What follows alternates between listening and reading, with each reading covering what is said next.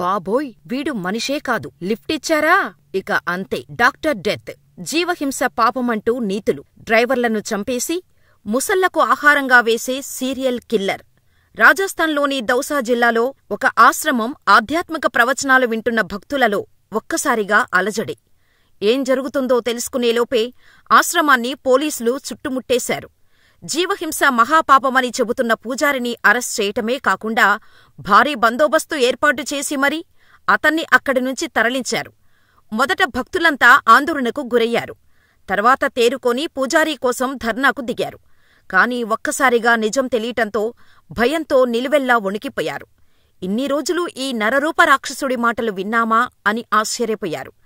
అసలు ఇంతకీ ఆశ్రమానికి పోలీసులు ఎందుకు వచ్చారు? ఆ పూజారీ చేసిన నేరమేంటి? డెత్ డాక్టర్ అని ఎందుకు పిలుస్తున్నారు? Watch the story. Delhi, Rajasthan, Haryana రాష్ట్రాల్లో వరుసపెట్టి ట్రక్కు, టాక్సీ డ్రైవర్లు దారుణంగా మర్డర్ అవుతున్నారు. దాదాపు 100 మందికి పైగా డ్రైవర్లు కనిపించకుండా పోయారు. ఈ మిస్సింగ్ కేసులు ఈ 3 రాష్ట్రాల పోలీసులను ముప్పతిప్పలు పెట్టాయి.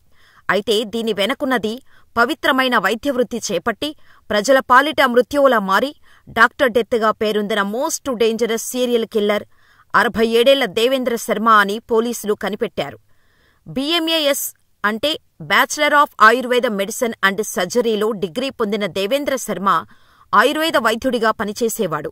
అయితే డబ్బు సంపాదించాలన్న ఉద్దేశంతో 1994లో గ్యాస్ డీలర్షిప్ ఒప్పందం చేసుకున్నాడు. కాని అందులో పెద్దగా అవగాహన లేకపోవటంతో భారీ నష్టాలు వచ్చాయి. దీంతో దేవేంద్ర శర్మకు ఏం చేయాలో అర్థం కాలేదు. అప్పటికే ఇంట్లో రూపాయితో సహా మొత్తం గ్యాస్ డీలర్షిప్పులోనే పెట్టేశాడు. చేతిలో చిల్లిగవ్వ లేకపోవటంతో ఎలాగైనా డబ్బు సంపాదించాలని కిడ్నీ రాకెట్ దందా ప్రారంభించాడు. 1998-2004 మధ్య కిడ్నీ రాకెట్ను నిర్వహించడమే కాదు, అనేక రాష్ట్రాలలో డాక్టర్స్, మధ్యవర్తులతో కలిసి 125 మందికి పైగా అక్రమంగా కిడ్నీ మార్పిడి చేసి లక్షలు సంపాదించాడు. కిడ్నీ రాకెట్ని రన్ చేస్తున్నప్పుడే హత్యలు చేయటానికి అలవాటు పడ్డాడు. చంపేటప్పుడు మనిషి ఏడుపు, బాధ, భయం చూసి ఆనందపడేవాడట దేవేందర్ శర్మ. అలా తన క్లినిక్కు వచ్చిన వారిని ట్రాప్ చేసి దారుణంగా హింసించి చంపేసేవాడు.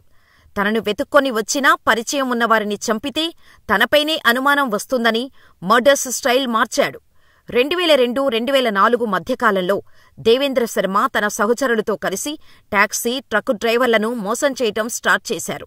అర్జెంటుగా పనిపడిందని, కానీ తన కారు చెడిపోయిందని లిఫ్టివ్వాలంటూ సిటీ ఔట్స్కట్స్లో ఒంటరిగా ఉన్న టాక్సీ, ట్రక్కు డ్రైవర్లను బతిమాలేవాడు దేవేందర్.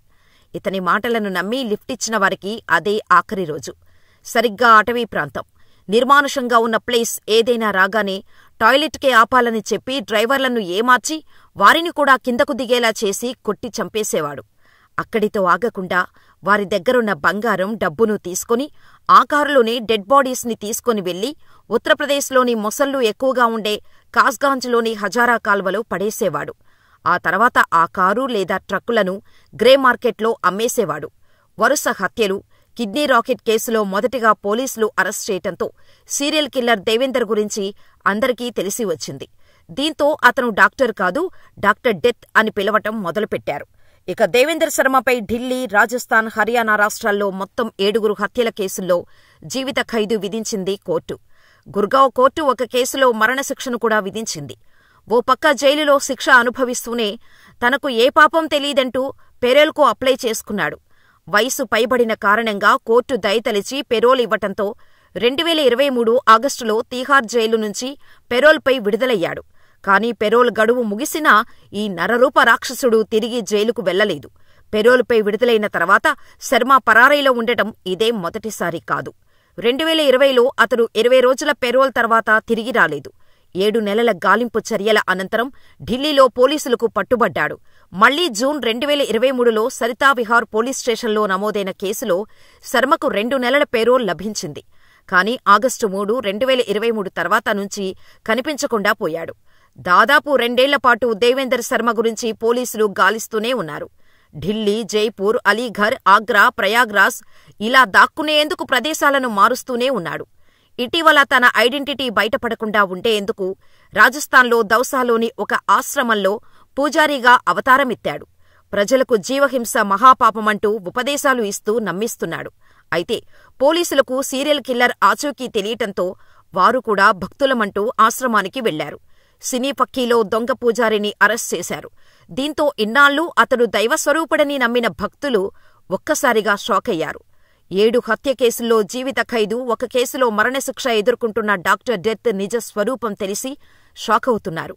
అయితే ఇప్పటివరకు దేవేందర్ శర్మపై మొత్తం 57 హత్య, కిడ్నాప్, దోపిడీ కేసులు నమోదయ్యాయి.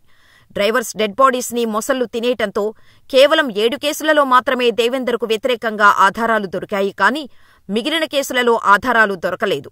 ఆఫ్ రికార్డ్స్ ప్రకారం దేవేందర్ శర్మ దాదాపు 100కు పైగా హత్యలు చేశారని చెబుతుంటారు. అన్ని మర్డర్లు పక్కా ప్లాన్తో చేయటం కారణంగా చాలా హత్యల గురించి బయట ప్రపంచానికి తెలీదని అంటున్నారు. మరి ఇటువంటి నరరూప రాక్షసుడికి ఎటువంటి శిక్ష వేయాలని మీరనుకుంటున్నారో మాకు కామెంట్ చేయండి.